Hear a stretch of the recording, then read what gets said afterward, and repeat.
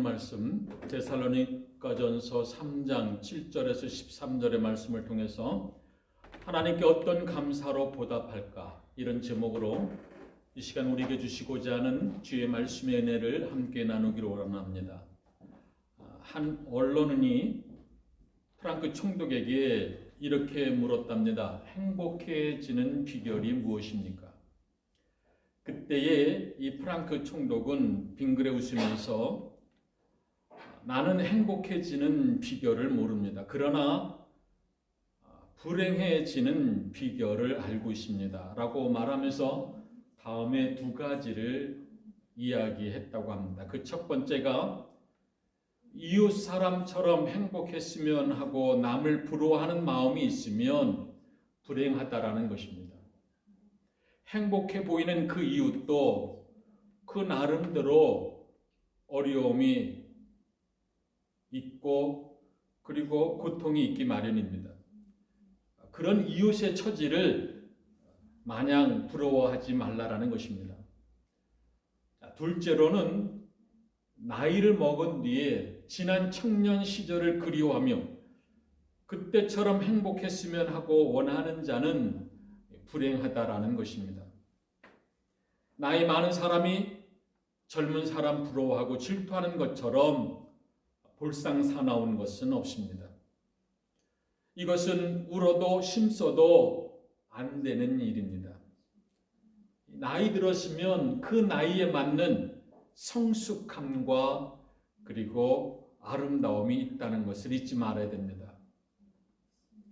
얼마 전에 암투병증으로 알려진 이어령 교수가 조선일보와의 마지막 인터뷰라는 자리에서 그는 이렇게 말합니다. 인터뷰의 한 대목으로 죽음을 앞두면 죽는 얘기를 써야 하지 않습니까? 그런데 나는 오히려 반대로 씁니다. 왜냐하면 죽음을 체험할 수가 없기 때문에. 사형수도 예외가 아닙니다. 죽음 근처까지만 가기 때문입니다. 라고 말합니다. 개신교의 귀한 이어령 교수는 젊음은 있는 것이 아니라 탄생하는 것이다. 오늘 태어나고 오늘 죽어라. 끝없이 태어나고 죽어라. 늙어서 깨달으면 큰일 난다. 젊은이는 늙고 늙은이는 죽는다. 라고 말했습니다. 이 이어령 교수가 의사로부터 당신은 암입니다. 라고 했을 때에 철렁하는 느낌이 있었다라고 합니다. 그러나 경천동지할 소식은 아니었다라고 고백합니다. 그래 절망하지도 아니하고 의사의 통보는 이제 내게 남은 시간이 한정되어 있음을 읽게 주었다라고 말합니다. 육체도 나의 일부이니까 암과 싸우는 대신에 병을 관찰하면서 친구로 지내고 있다라고 고백합니다. 그리고 그는 이런 말도 합니다. 암을 알게 된 우리 딸 이미나 목사도 당황하지 않았다. 암을 받아들였다며 딸에게는 죽음보다도 더 높고 큰 비전이 있었다. 그런 비전이 암과 죽음을 뛰어넘게 했다.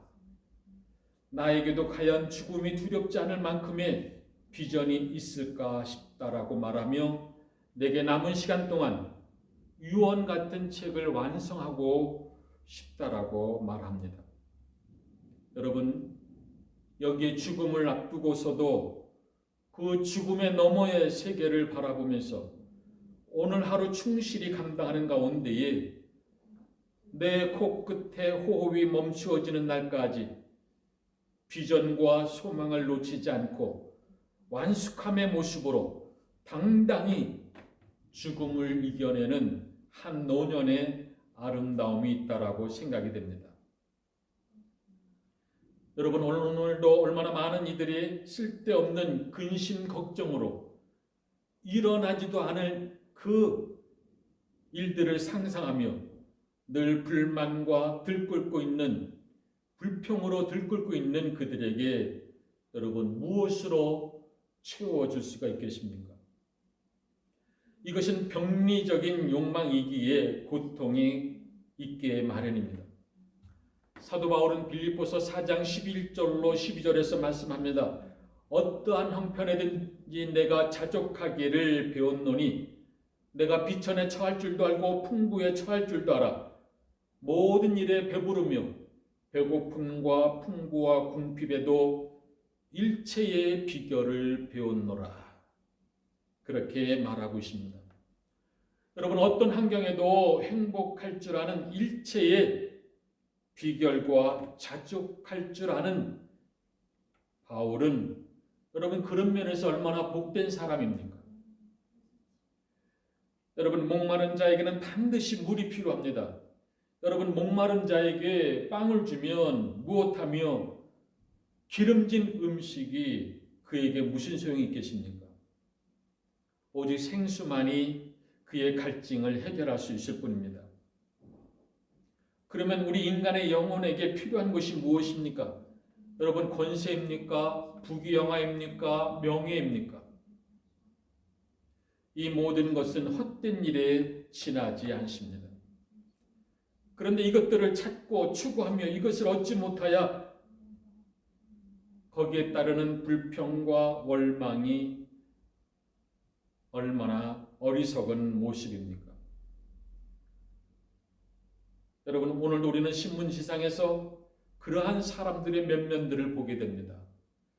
그만한 자리에 있었으면, 그 정도 위치에 있었으면, 그 정도의 물질을 가졌으면 이제 넉넉히 여유롭게 욕심내지 아니하고 살만한데 거기에 만족하지 못하고 불법으로 나라의 법을 어겨가면서까지 비정직한 모습으로 부를 취하려다가 끝끝내 욕망의 노예가 되고 마는 그런 면면들을 우리는 매일같이 보고 있는 상황입니다. 여러분, 이것들은 결코 채워줄 수 없는, 만족시켜줄 수 없는 헛된 곳에 불과할 뿐입니다. 목마른 영혼에는 말씀의 생수만이 갈증을 해소할 수 있다는 것입니다. 두 번째로는 원망입니다. 여러분, 이 원망이라고 하는 것은 책임 전가적인 심리작용입니다.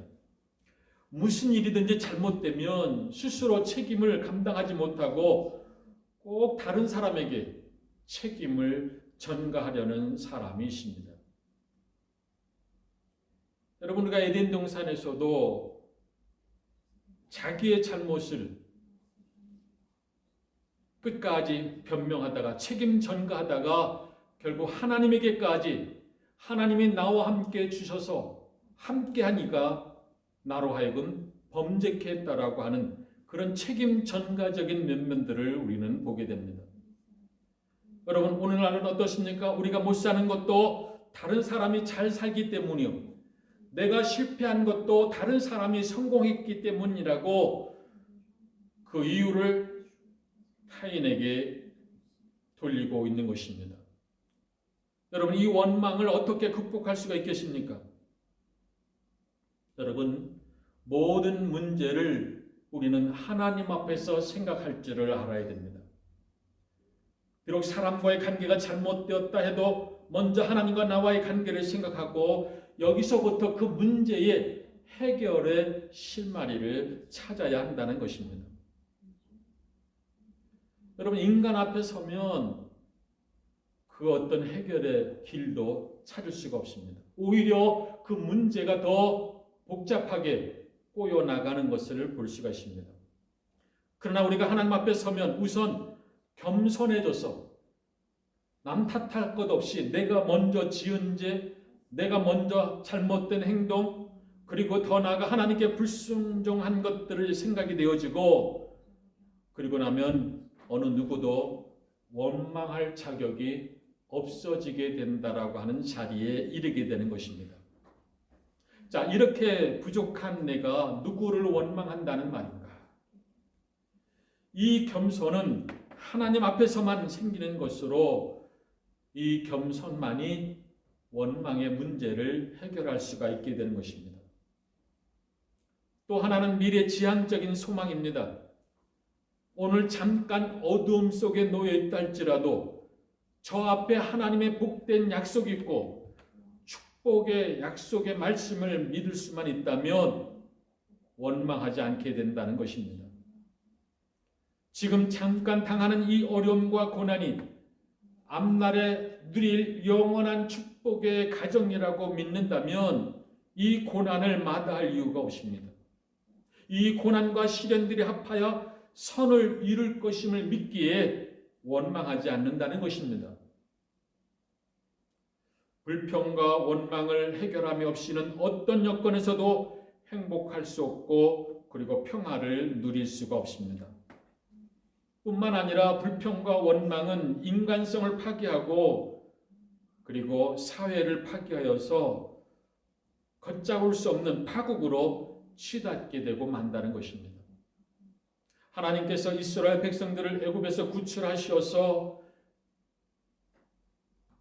그들에게 원하셨던, 그들에게 기대하셨던 바 소원이 무엇입니까? 애굽에서 10가지 재앙을 내리신 하나님, 홍해를 건너게 하신 하나님, 자유하게 하신 하나님께서 그들에게 두신 뜻이 무엇이었는가 하는 것입니다. 그것은 바로 최고의 감사와 찬양입니다. 그 큰 능력으로 구원하셨으니 광야를 지날 때에 저 앞에 있는 가나안 젖과 꿀이 흐르는 낙원이 있음을 믿고 오늘의 고난을 기쁨으로 견디며 감사하고 찬양하기를 원하셨던 것입니다. 그런데 이스라엘 백성들은 어떠했습니까? 어려움이 닥칠 때마다 불평하고 원망하며 결국은 광야에 엎드러져 죽었음을 성경은 명명백백하게 증거하고 있습니다. 여러분, 원망죄가 얼마나 불신앙적이고 무서운 소행인지를 저들은 몰랐습니다. 여러분, 원망죄는 가장 큰 죄라고 고린도전서 10장에서 말씀하고 있습니다. 자, 그러므로 감사해야 할 자가 감사하지 않으면 자연히 불평과 원망을 하게 되는 것입니다. 감사란 깨달음과 겸손에서 오는 것이고 믿음에서 오는 것입니다. 그래, 이 감사의 차원으로 세 가지로 나누어 볼 수 있습니다. 첫째는 물리적인 감사를 들 수가 있습니다. 이 감사는 먹을 것을 주셔서 감사하고 건강을 주셔서 감사하고 풍년을 주셔서 감사하는 그런 일반적인 감사입니다. 자, 두 번째 감사는 철학적 감사입니다. 이것은 가난하다가 부해진 것에 대한 감사가 아니라 있는 그대로의 깨달음에서 얻어지는 깊은 감사입니다. 전에는 은혜인 줄을 몰랐었는데 깨닫고 보니 그것이 은혜요. 전에는 축복인 줄을 몰랐는데 깨닫고 보니 이것이 축복이었다라는 말입니다. 전에는 내가 제일 불쌍한 줄 알았는데 깨닫고 보니 제일 행복한 자들라는 것입니다. 행복과 불행은 이렇게 종이 한 장 차이입니다. 셋째는 신학적 감사가 있습니다. 이 감사는 예수님께서 십자가를 지시어 내 죄를 속량하심으로 구속하시고 하나님의 자녀로 삼아주심에 대신 감사로 모두가 은혜요 기쁨이요 축복인 것입니다. 여러분, 죄로 말미암아 죽을 수밖에 없는 우리들을 하나님의 아들 되시는 예수 그리스도가 십자가 보혈의 피를 흘려주심에 그 은총으로 구원받았다고 하는 감사를 말합니다. 이 감사는 절대적 감사입니다. 그러나 미래가 보장되지 않는다면 현재로서 감사할 수 없다라는 데에 또 문제가 있습니다. 여러분, 오늘 지위가 아무리 높아도 내일이 염려가 된다면 감사할 수가 있겠습니까? 아무리 재산이 많다 해도 내일이 불확실하다면 감사할 수가 없는 것입니다. 그런 거로 미래를 향한 하나님의 확실한 약속을 믿는 그 믿음과 소망이 있어야 감사할 수가 있게 되는 것입니다. 자, 엄격한 의미에서 미래에 대한 믿음이 없다면 감사라는 것은 전혀 불가능하다라는 것입니다. 오늘 본문은 사도 바울이 데살로니가 교회를 향하여 감사하고 있는 것입니다. 자, 바울이 감사하고 있는 내용은 첫 번째로 믿음의 역사요, 두 번째는 사랑의 수고요, 세 번째는 소망의 인내입니다. 지금 바울의 형편은 고난과 핍박 가운데 있습니다마는 데살로니가 교회를 생각하면 그들의 믿음, 그들의 소망, 그들의 사랑의 생각이 나서 감사하며, 특히 환난 중에 복음을 받아들인 것에 대해 감사하고 있습니다. 데살로니가전서 3장 13절에 보면 복음을 받되 사람의 말로 받지 아니하고 하나님의 말씀으로 받은 바에 대한 것에 감사하고 있습니다. 그리하여 주신 모든 은혜와 은사에 대해서 구체적으로 감사를 하고 있는 것입니다. 우리도 보다 신령한 것에 대해서, 보다 신령한 영원한 가치에 대해서 깊이 깨닫고 감사할 줄을 알아야 하겠습니다. 이제 우리도 깨달았으면 하나님께 보답할 수가 있어야 됩니다. 어떻게 하면 보답할 수 있겠는가? 그 첫 번째가 오직 하나님만을 생각해야 합니다. 자, 모든 것이 하나님께로부터 왔고 또 모든 것이 하나님으로 말미암아 시작이 되었기 때문에 그 생각을 하나님께로 온전히 돌려야 한다는 것입니다. 두 번째로는 기뻐하는 것이 보답입니다. 여러분, 우리 인간 사회도 보면 부모들은 자식들을 위해서 나름대로 엄청난 수고를 합니다. 그 이유는 자식들을 기쁘게 하기 위한 것이기 때문입니다. 자, 그런데 자식들이 부모를 원망하고 불평한다면 그 부모 마음이 얼마나 괴롭겠습니까?